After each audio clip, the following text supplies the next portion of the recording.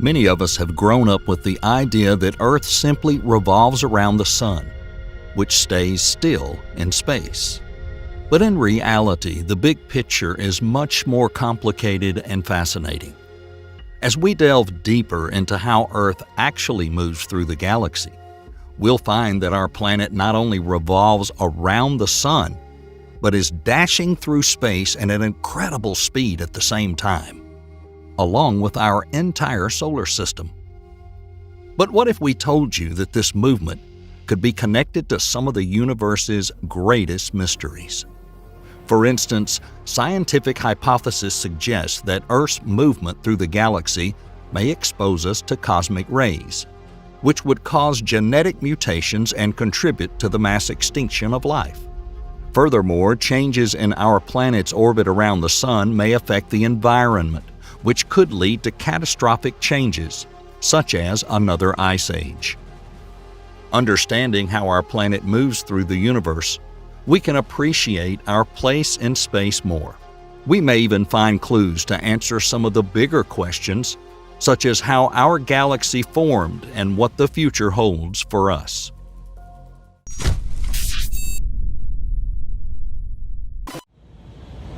For starters, imagine that you're in an airplane that's flying at a constant speed and altitude.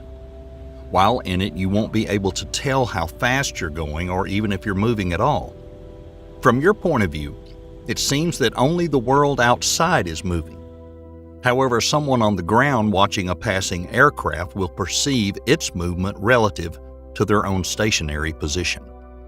This outline, which was first outlined by Galileo Galilei in his 1632 book, The Dialogue Concerning the Two Chief World Systems, to express what we now call Galilean relativity or Galilean invariance. It's the concept that defines the absence of an absolute frame of reference for motion. And even when there are several valid frames of reference, we still need to choose the most relevant one, depending on the situation. So how does this fit in with the idea of Earth's movement and the solar system as a whole? First, we need to determine the observation point. When viewed from within our star system, as we all know, the planets orbit the Sun. However, with a broader consideration of things, we can see a completely different picture. The solar system is constantly moving in a spiral through the expanse of our galaxy. One of the best known examples of relative motion within our solar system is Earth's revolution around the Sun. Earth's orbit is not a perfect circle, but rather an ellipse with the Sun as one of its foci. That means that at some points in its orbit, Earth is closer to the Sun than at others. When Earth is closest to the Sun, it is said to be at perihelion, and that the farthest point in its orbit in relation to the Sun is known as aphelion. These 2 points occur at regular intervals. Earth reaches perihelion around January 3rd and aphelion around July 4th, which is evident with the seasonal changes of the weather. You know the usual depiction of the solar system, with the Sun in the center and the planets revolving around it. Well, that's not a completely accurate representation of the movement within our planetary system. You see, the planets don't just revolve around the Sun, but they also pull it in, causing it to shift. For example, the gas giants Jupiter and Saturn have a particularly strong gravitational influence on the Sun and Earth, which causes small changes in the shape and orientation of their orbits. When Jupiter and Saturn are even remotely lined up, they have a significant effect on all the bodies in the solar system. This effect is known as the perturbation of the outer planets. Over time, these subtle changes in Earth's orbit can accumulate, leading to long-term changes in the planet's climate and overall environment. These changes are known as Milankovitch cycles. One of the aspects of the Milankovitch cycles is the change in the tilt of the Earth's axis, which shifts from about 22 to 24.5 degrees in a cycle of about 41,000 years. This change in the planet's tilt affects the amount of solar radiation reaching different parts of the Earth's surface, which in turn can affect the timing and intensity of glaciation periods, ice ages. Based on these cycles, some scientists predict that in the relatively near future, a new ice age may begin on Earth, spanning across tens of thousands of years. However, it's important to note that the effects of an anthropogenic climate change are currently suppressing Earth's natural climate cycles, making it difficult to predict the exact timing and intensity of future ice ages. Let's face it, Earth's movement pattern within the solar system is very complex. However, its movement through the galaxy is even more intricate. The Milky Way galaxy is a massive and complex system which includes a vast amount of stars, gas, and dust spanning across over 100,000 light-years in diameter. One of the most exciting aspects of our galaxy is its rotation. Like a huge spinning windmill, the galaxy's spiral arms trail along as it spins. This rotation makes the stars and gas in the galaxy move in circular orbits around the galactic center. Earth is located in one of the spiral arms of the galaxy, about 25,000 light-years from its center. In the solar system, there are only a few bodies that have to be taken into account in terms of gravity, and the Sun is the dominant celestial body in this gravitational field. In contrast, the Milky Way's gravitational field has no dominant object. Instead, everything revolves within the total gravitational fields of everything else. This makes tracking the motion of the galaxy's components a difficult but rewarding task, allowing us to learn a wealth of information about the complex structure of our galaxy. Just as Earth orbits the Sun revolves around the center of the Milky Way galaxy at a speed of about 143 miles per second, completing one orbit in almost 230 million years. This cosmic journey takes the Sun, and therefore also Earth, through different regions of the galaxy and introduces us to different cosmic environments. Interestingly, the stars in the inner regions of the galaxy move faster than the stars in the outer regions due to the fact that the parts closer to the center of the galaxy have more mass and therefore a stronger gravitational pull. This difference in speed is akin to the way planets closer to the Sun move faster along their orbits than those farther away. Determining the speed of the Sun relative to the center of the galaxy involves searching for new, young stars that have only recently formed and are therefore still in their birth orbit. Next, taking an average of how these stars move relative to us, we can deduct that the Sun is drifting forward at the speed of about 3.1 miles per second, in towards the galactic center at a speed of about 5 miles per second, and up and out of the galactic disk at about 4.4 miles per second. This small, peculiar motion has huge implications for the path that the Sun and solar system take through the galaxy.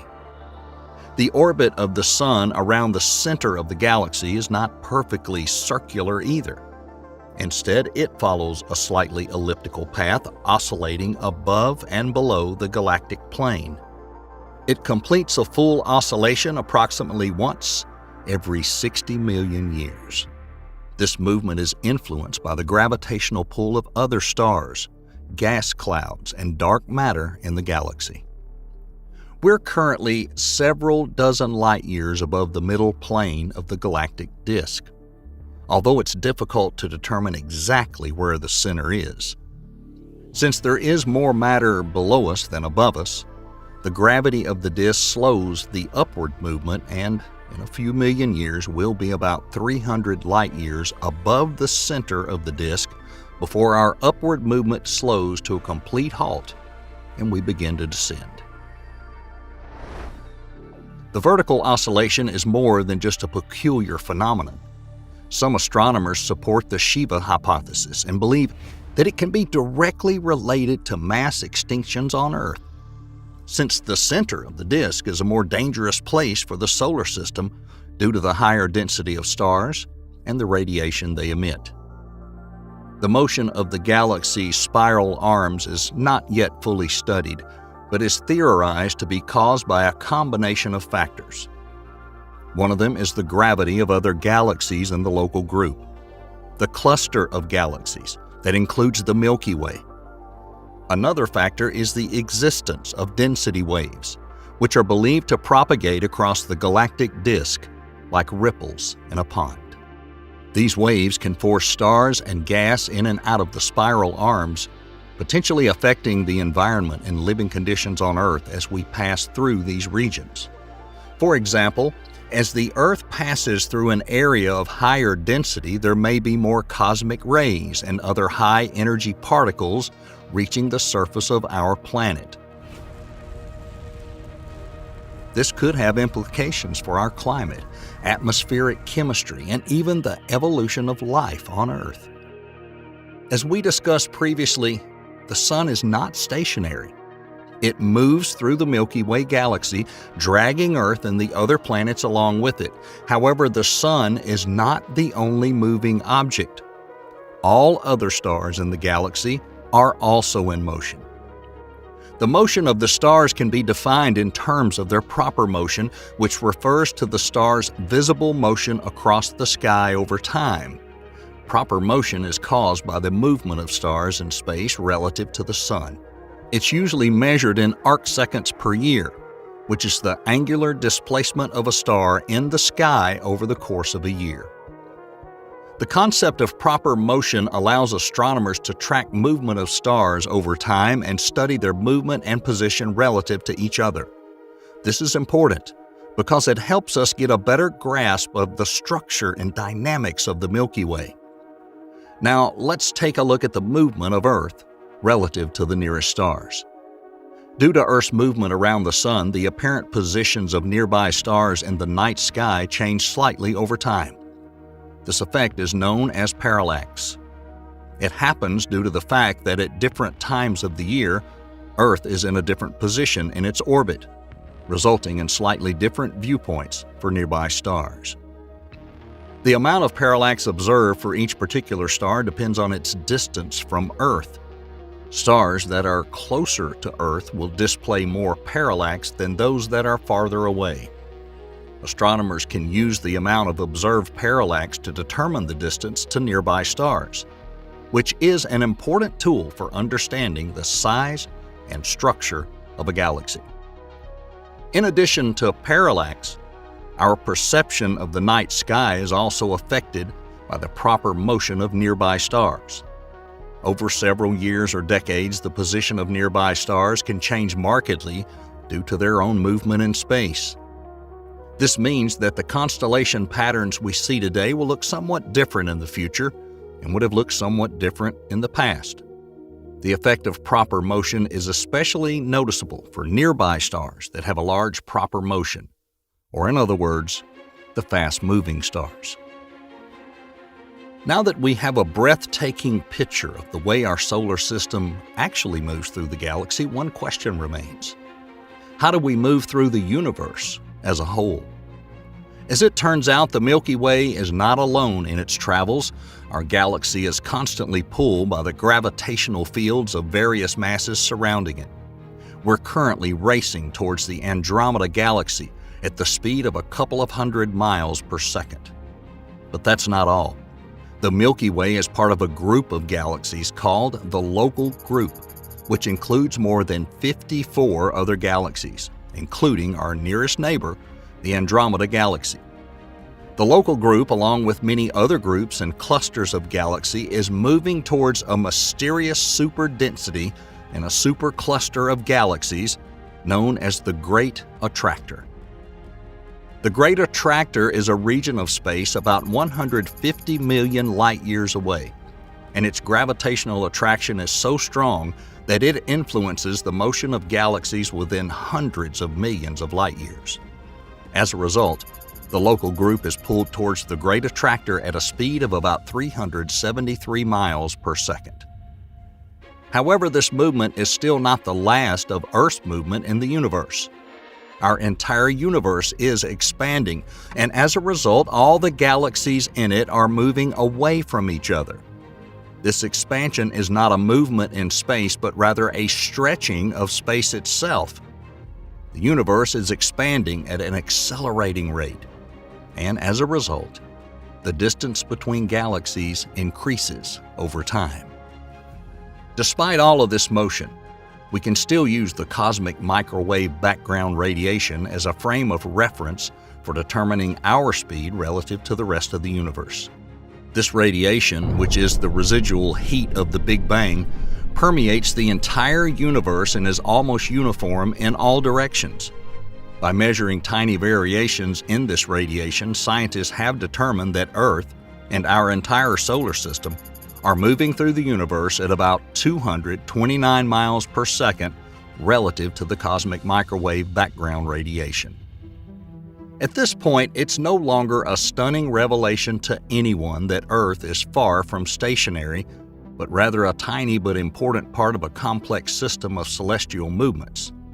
The pronounced complexity of the motion of our planet is an impressively complex phenomenon. First, our planet gracefully orbits the radiant sun as it has for billions of years. But that's just the tip of the iceberg.